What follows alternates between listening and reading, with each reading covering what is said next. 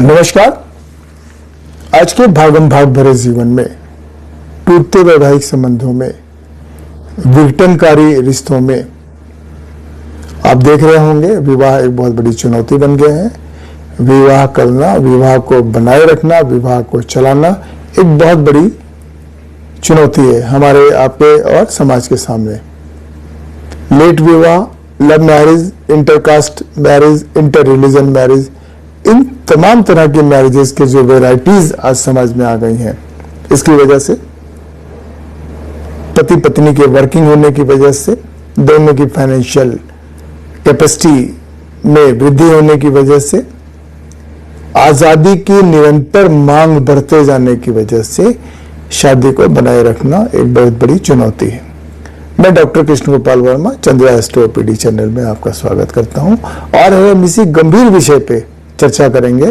कुछ आपको सलूशन बताऊंगा अपनी समझ से, जिससे निश्चित रूप से आपका भी भला होगा, आपके परिवार का भला होगा और समाज को भी कुछ न कुछ संदेश जाएगा।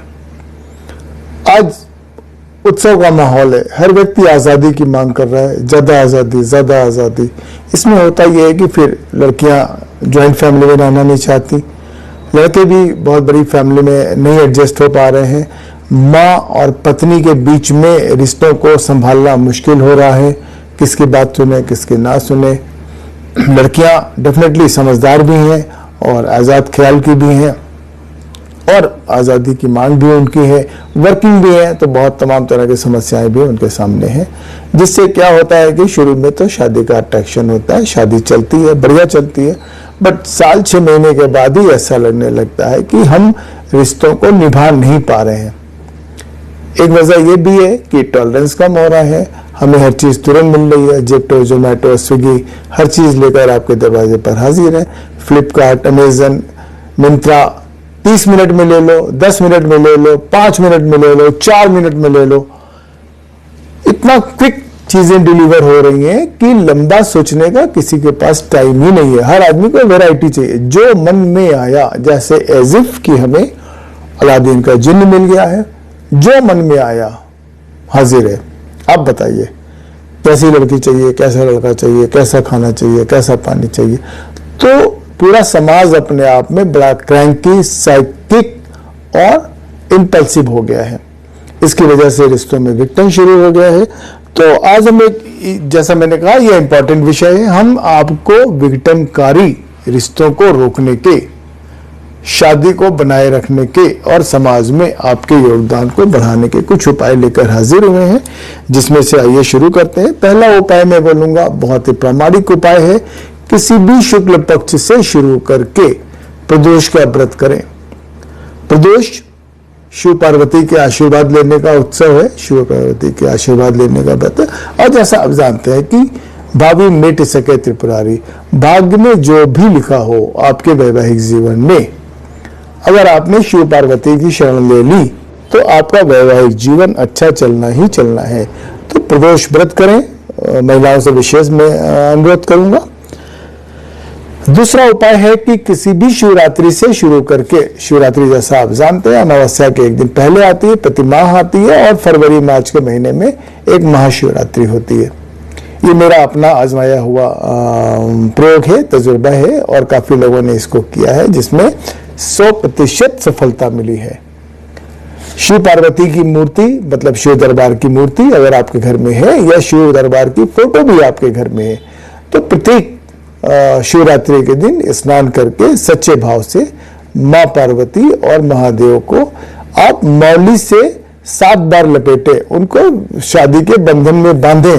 ये वैवाहिक वर्चुअल बंधन होगा, आप उनको बांधें और बांधने के बाद माता गौरा को एक चुन्नी चाहिए, बिल्कुल नई चुन्नी चढ़ाइए, उनका आशीर्वाद दीजिए, अक्षत फूल माला से उनकी पूजा करिए, जल अर्पित करिए, एंड बिलीव करिए कि इससे आपका वैवाहिक जीवन कैसा भी चल रहा हो बिल्कुल पटरी पर आ जाएगा, सुधर जाएगा और आप जन्म जन्मांतर के लिए पति पत्नी बने रहेंगे।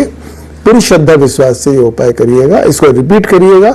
हर महीने शिवरात्रि आती है, फिर से आपको याद दिलाता हूं, और साल में एक बार महाशिवरात्रि भी आती है।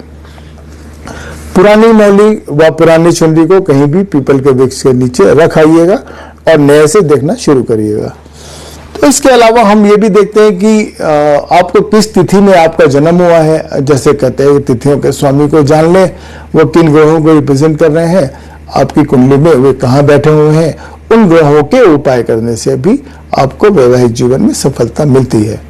तो जैसे प्रथमा तिथि के लॉर्ड सूर्य देवता है, द्वितीय तिथि के लॉर्ड चंद्र देवता है, तृतीय तिथि के लॉर्ड मंगल देवता है, चतुर्थी तिथि के लॉर्ड बुध देवता है, पंचमी तिथि के लॉर्ड बृहस्पति देवता है, षष्ठी के लॉर्ड शुक्र देवता है और सप्तमी के लॉर्ड शनि देवता है।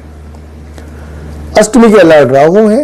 ये क्रम फिर से शुरू होता है, नवमी से वापस सूर्य देवता, दशमी के चंद्र देवता, एकादशी के मंगल देवता, द्वादशी के बुध देवता, त्रयोदशी के बृहस्पति देवता, चतुर्दशी के शुक्र देवता, पूर्णिमा के चंद्रमा देवता और अमावस्या के शनि देवता, यह यम भद्रा। तो जब आप इनकी पूजा करते हैं, आपकी कुंडली में संभव है इनका प्लेसमेंट सही से ना हो, गलत हो, या इनकी ताकत बहुत कम हो, 0 डिग्री के हो, तो इन ग्रहों की कुशल ज्योतिषी से बात करके कि कौन से ग्रह हैं जो आपकी तिथि, क्योंकि तिथियां ही शादी को रिप्रेजेंट करती हैं। जैसे वार हमारे हेल्थ को दिखलाता है, वैसे ही तिथि हमारे शादी की संभावना को दिखाती है। तो और ऐसा भी है कि अगर तिथि और वार के स्वामी एक साथ बैठ गए तो ये पंचांग दोष बना देता है, और कुंडली में अगर पंचांग दोष बन गया, पहली संभावना ये है कि आपके वैवाहिक जीवन में समस्याएं आना शुरू हो जाएंगी। दूसरी संभावना ये है कि अगर आपका, जो मैंने तिथियां बताई, इनके लॉर्ड बहुत अच्छी पोजीशन में है, तो आपकी हेल्थ को डैमेज करना शुरू करेगा। और हेल्थ भी कहीं ना कहीं से, आप जानते भी हैं, मानते भी हैं कि हमारी शादी को कहीं ना कहीं से अफेक्ट करता है। हर मंगलवार को हनुमान जी को एक मीठा पान का बीड़ा चढ़ाइए। पान शुक्र को रिप्रेजेंट करता है, पान में सारे ग्रह आ जाते हैं। हनुमान जी को मीठा पान का बीड़ा चढ़ाने से भी, उसमें सिर्फ गुलकंद पड़ता है और कोई चूना वगैरह लगाने की जरूरत नहीं है। आप हनुमान जी को अर्पित करें, आप चमत्कार देखें कैसे पति पत्नी के संबंध सुधरने लगते हैं। मंगलवार को ही या फिर आप शनिवार को 108 पान के पत्तों की माला, किसी भी हनुमान जी के मंदिर में जाइए, वहां माला मिल जाती है, या बनवा लीजिए, सामने जो फल फूल बेचते हैं वो बना देते हैं। ये माला लेकर जाइए और ले जाके हनुमान जी को, उनको बोलिए कि इसको पहना दे, तो इससे भी आपको वैवाहिक संबंध सुधरने के पूरे संकेत मिलते हैं। अन्य उपायों में प्रत्येक मंगलवार को कम से कम 8 मंगलवार अपने घर के स्वीपर को या मंदिर के स्वीपर को 1 किलो खड़ी मसूर की दाल भेंट करें। अगर आपको ऐसे स्वीपर उपलब्ध नहीं है तो आप फिर उनको मंदिर में पंडित जी को ले जाके भी दे सकते हैं। ध्यान रहे ऐसा 8 बार करना है। मंदिर में अगर दे रहे हैं तो हनुमान जी के मंदिर में दीजिएगा और सुबह 8:15 बजे से पहले दीजिएगा। अन्य उपायों में जो वास्तु से भी रिलेटेड है और ज्योतिष से भी, अपने घर के साउथ वेस्ट डायरेक्शन में, साउथ वेस्ट डायरेक्शन हमारी रिश्तों की दिशा, रिलेशनशिप की दिशा है, अर्थ एलिमेंट है, बांध के रखता है। तो यहां भी जब आप पति पत्नी की मुस्कुराती हुई फोटो जो आपने किसी शादी वादी में खिंचवाई हो, जहां दिल खोल के हंस रहे हो, उस फोटो को भी एक गोल्डन फ्रेम में, फ्रेम स्क्वायर होना चाहिए, साउथ वेस्ट डायरेक्शन में रख देंगे, पितरों का आशीर्वाद मांगेंगे, तो भी आपकी शादी अच्छी चलने लगेगी। अन्य उपायों में अपने घर के north of north west direction में पति पत्नी का रोमांटिक फोटो लगाइए और ढेर सारे हरे पौधे वहां पर रखिए, क्योंकि north of north west attraction की दिशा है, आकर्षण की दिशा है। यह पुनः पति पत्नी में आकर्षण को स्थापित करता है। साउथ वेस्ट में आप बर्ड्स भी रख सकते हैं, जो अपने हम बोलते हैं कि लव बर्ड्स हैं, उनका पेड़ भी रख सकते हैं। यह भी एक अच्छा आपके संबंधों को मजबूती प्रदान करता है। अपने बेडरूम में भी आप लव बर्ड्स रख सकते हैं, पति पत्नी में रिश्तों में गर्माहट बनी रहती है। यहां पे यह ध्यान रखें कि आपके घर के नॉर्थ ईस्ट में, नॉर्थ नॉर्थ वेस्ट में और नॉर्थ डायरेक्शन में शू रैक ना हो, डस्टबिन ना हो, और इस तरह से कोई भी झाड़ू वहां ना रखते हो। जूता चप्पल हाथ को वहां से हटा लें, क्योंकि अगर आपने नॉर्थ ईस्ट में जूता चप्पल रख दिया, डस्टबिन रख दी, तो भाई साहब आपके रिश्तों में जूता चप्पल चलना तय है। ऐसा कहते हैं जिन घरों में नॉर्थ ईस्ट में जूता चप्पल होता है, वहां पर लोग गुस्से में पति पत्नी को जूता चप्पल फेंक के मारने का कोशिश करते हैं। अपने व्यर्थ के ईगो को थोड़ा सा कम कर लें, क्योंकि विवाह सैक्रिफाइस का नाम है, त्याग का नाम है, जैसा मैंने शुरू में कहा टॉलरेंस का नाम है। तो टॉलरेंस थोड़ा बढ़ाएं।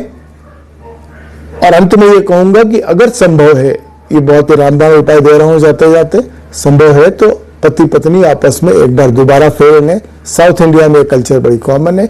पूरे देश में जहां भी आपको रिश्तों में प्रॉब्लम आ रही है, तकलीफ आ रही है, पति पत्नी बैठे बात करें, पंडित जी से प्रार्थना करें।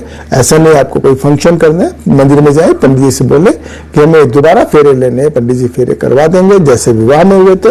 यकीन मानिए आपका वैवाहिक जीवन अगर दम तोड़ रहा हो, सिमट रहा हो, तो आगे बढ़ जाएगा और आप निश्चित रूप से जन्म जन्मांतर के लिए 7 जन्मों के लिए पति पत्नी का साथ निभाएंगे। धन्यवाद, शुभकामनाएं।